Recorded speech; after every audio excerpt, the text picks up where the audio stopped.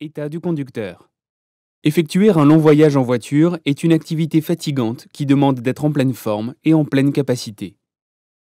De nombreux accidents ont lieu pendant ces voyages de départ ou de retour de vacances à cause de l'état du conducteur. Fatigue, manque d'attention, somnolence. Voici de nombreux conseils vous permettant d'acquérir les bons réflexes avant, pendant et après un voyage. Pour bien commencer vos congés, essayez la semaine du départ de bien dormir pour ne pas cumuler de dettes de sommeil. La baisse de la vigilance sur la route provient en majorité d'un manque de sommeil. Un individu doit dormir en moyenne entre 6 heures et 9 heures pour garantir un équilibre des cycles physiologiques et psychiques.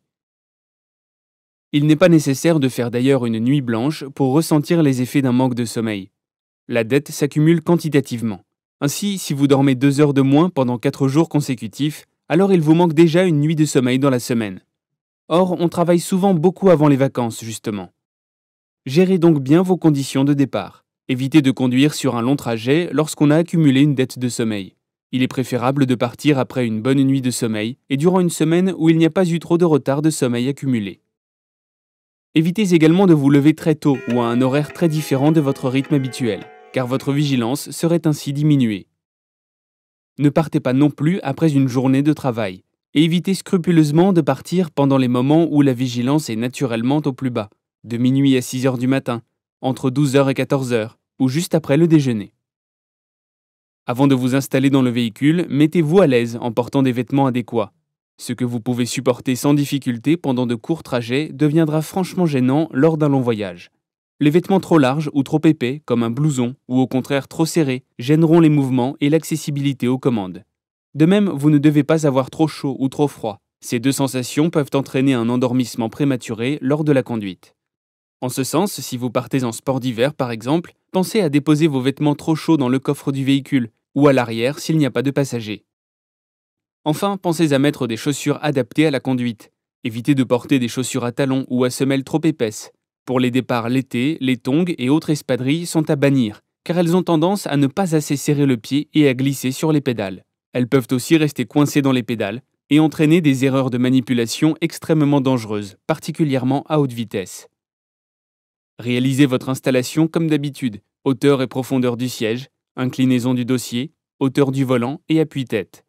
Pour un long voyage, vous pouvez vous reculer davantage pour être plus confortablement installé et ressentir moins de fatigue. Et attachez la ceinture de sécurité. Une mauvaise installation de la ceinture peut s'avérer très dangereuse.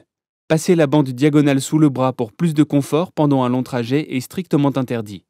Il en est de même avec les pinces pour ceinture de sécurité qui sont interdites et qui nuisent à l'efficacité de la ceinture en cas d'accident, même si vous pensez y gagner en confort.